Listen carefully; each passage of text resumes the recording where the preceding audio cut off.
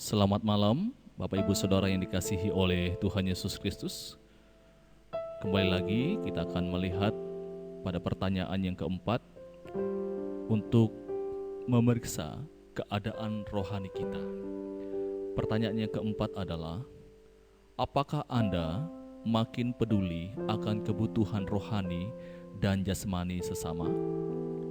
Apakah Anda makin peduli akan kebutuhan rohani dan jasmani sesama? John Calvin pernah berkata, tidak ada hal yang di dalamnya manusia mencerminkan Tuhan lebih nyata daripada berbuat baik terhadap sesama.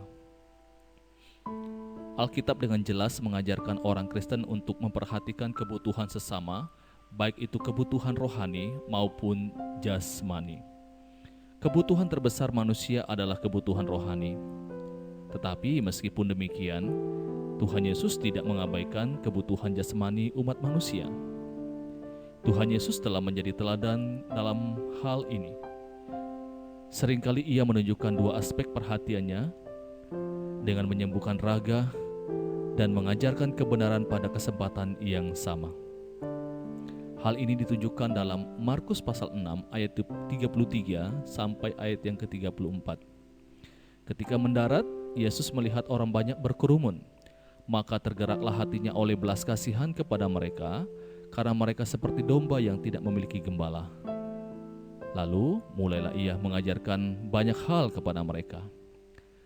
Belas kasihan Yesus kepada mereka yang tak berpengharapan membuat Dia tergerak untuk mengajarkan kebenaran dari surga.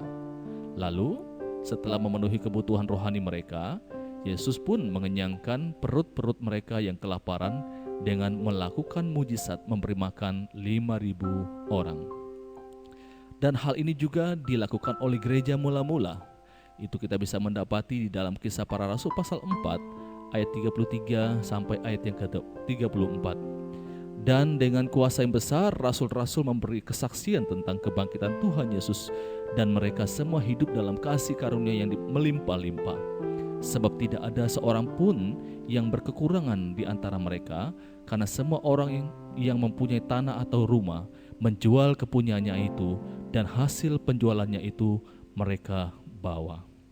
Dalam Galatia pasal 2 ayat 10, hanya kami harus tetap mengingat orang-orang miskin, dan memang itulah yang sungguh-sungguh kuusahakan melakukannya. Ini artinya bahwa kebutuhan rohani dan kebutuhan jasmani harus jalan bersama-sama. Meskipun dari sisi urutan, yang pertama adalah kebutuhan rohani, tetapi kebutuhan jasmani atau kebutuhan sosial tidak bisa diabaikan, karena Alkitab mengajarkan hal itu kepada kita.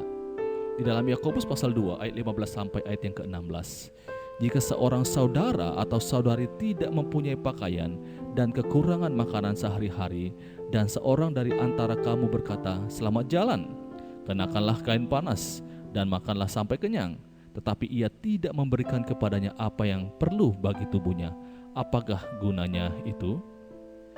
Meningkatnya kepekaan Anda dalam melihat kebutuhan-kebutuhan di sekitar Anda merupakan suatu tanda terjadinya pertumbuhan rohani.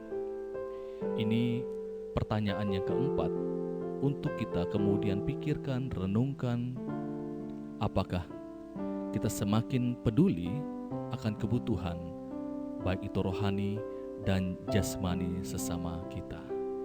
Ini renungan firman Tuhan untuk kita pada malam hari ini. Selamat malam, Tuhan Yesus memberkati kita. Amin.